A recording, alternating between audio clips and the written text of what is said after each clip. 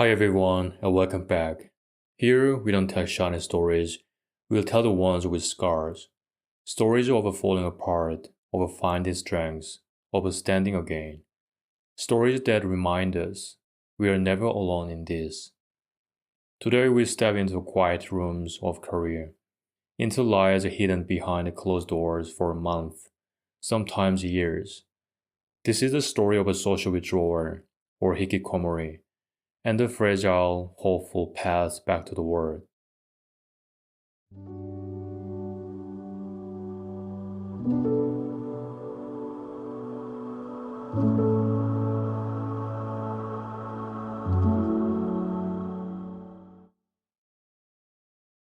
Chapter 1. The Frozen Window. Imagine a room where the curtains are always drawn. The air smells faintly of instant noodles, dust, and damp clothes. The clock ticks, but no one noticed. One young man told me, the last time I opened my window, cherry blossoms were falling. The next time, it was snow. I don't remember anything in between. That's what time does in isolation. Days melt into night. A year slips by like a shadow. Another man entered his room at 14 in the middle school and didn't come out until 25. 11 years vanished into the hum of his computer and the silence of his own breathing. Chapter 2. Sungtaek's Table. Today's Sungtaek's hands are busy, slicing radish, stirring kimchi stew in a huge pot, packing rice into 100 neat lunch boxes. He tells another volunteer, make it generous, they might not get another meal today. His laugh fills the kitchen. But rewind just 4 years, and his life was a waterland of silence. His father had died, leaving him alone. He shut his door in February 2020 and didn't open it again for 10 months. I thought, nobody will remember me. I don't matter anymore, he said. He survived in the food deliveries, plastic bags and empty containers piled knee-high. At first, he promised himself he would clean tomorrow, but tomorrow never came. Soon the smell of rotting food filled the air, and the mold spread across containers. He barely noticed. Most days he boiled instant ramen. He would sprinkle dry seaweed on top and call it a meal. I wasn't eating, he admitted. I was just keeping myself alive. His turning point came when he joined the share house. On his first day, someone handed him a broom. He resisted, but eventually he swept, then wiped, then opened the window. When the room was clean, he told me, I realized I could see myself again. That was the first step. Now every Tuesday and Thursday, he stands in the kitchen, serving others meal he once couldn't make for himself. Chapter 3. Hiju's Silent Years. Hiju's seclusion lasted more than 10 years. For at least 7 of them, she never once stepped outside. Her curtains stayed closed. She avoided even opening the window.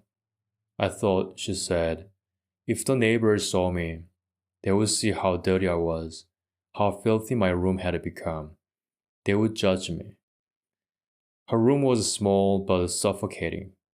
A futon pushed against the wall, piles of laundry she never touched, the air heavy with stale food. Time stretched it endlessly. She remembers hearing children outside, laughing, playing, while she sat inside with her own breath echoing against the walls. The shame was worse than the loneliness, she admitted.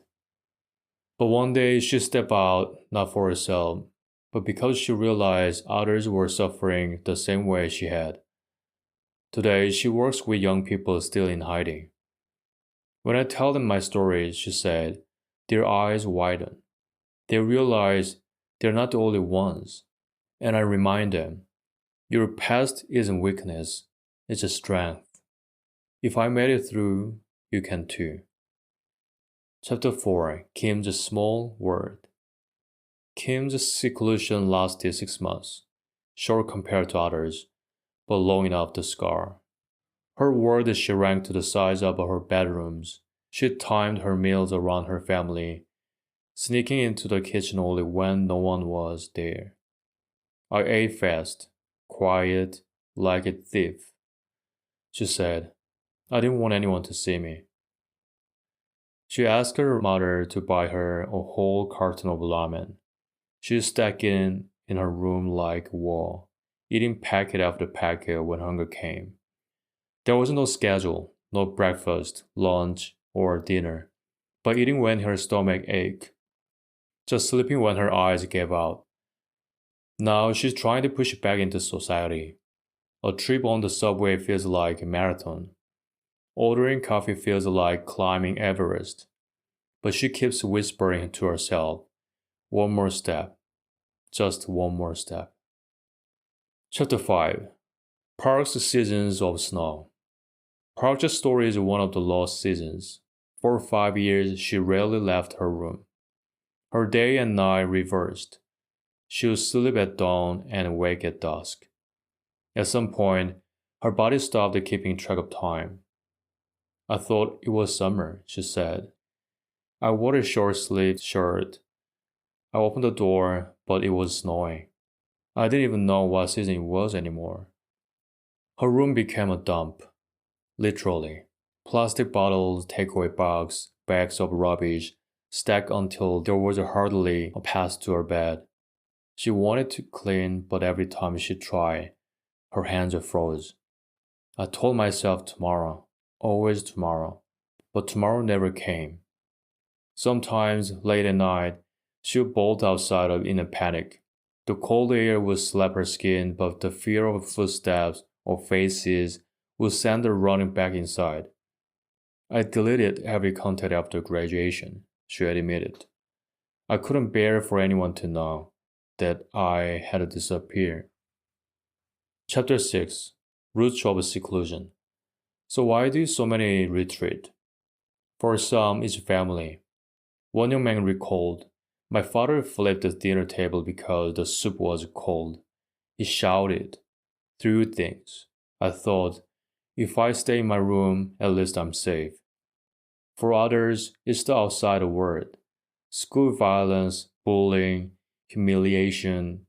Young Jun, who later became an architect, said, after they hit me after they left, I couldn't look at anyone. Even being in a crowd made my chest tighten. And for many, it's the weight of competition.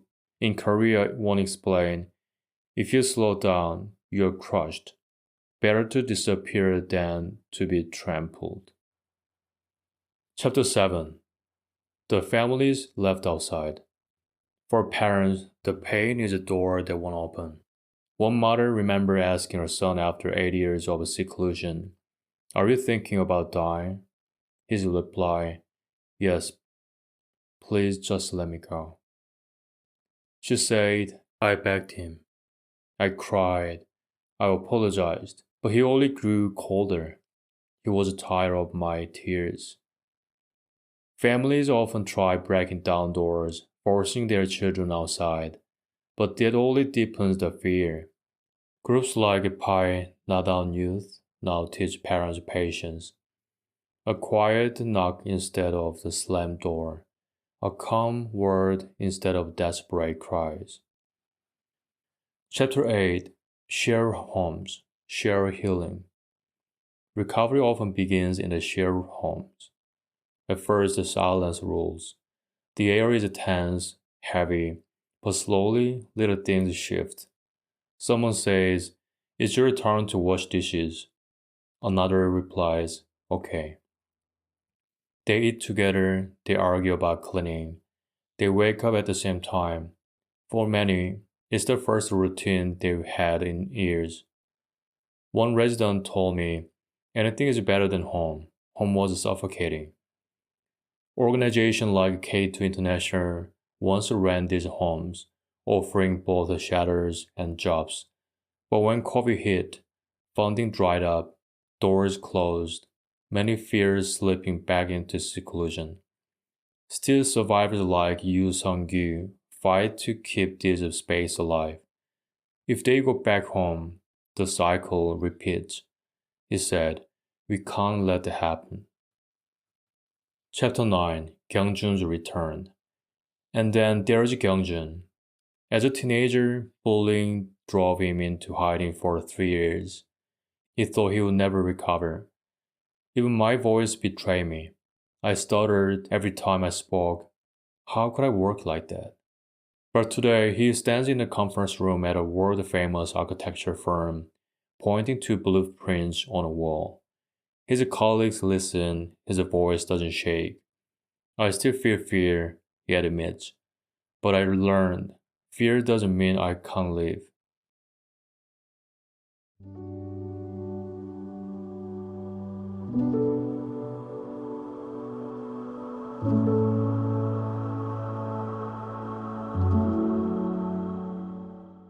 That's the end of this story. The story reminds us that Hikikomori isn't laziness. It's a pain taking shelter in silence. And yet, silence can break. There are 2 key moments that stand out. Songtaek's shift from rotting ramen containers to ladling hot kimchi stew for strangers. Kyungjun's leap from bullied recluse to standing tall in a global architecture firm. And one reflection, every locked door has a handle. Sometimes you just take the right moment or the right person to turn it. This story took me back to one of the darkest chapters in my own life. Maybe you felt something like this too. It was during the COVID pandemic. Everything I had been building at all my work, all my plans just stopped. Overnight, it felt like the ground had been pulled out from under me. I don't know who I was without that momentum. I felt lost. I felt ashamed. So I hid. I stayed inside, avoiding people. Even picking up the phone felt too heavy. One day my mom would come home and say, "What did you do all day without even washing dishes?" She probably didn't mean anything cruel, but I took it like a knife to my chest. To me, it sounded like proof that I was useless, that I was a shameful son. The shame sat on me like a weight.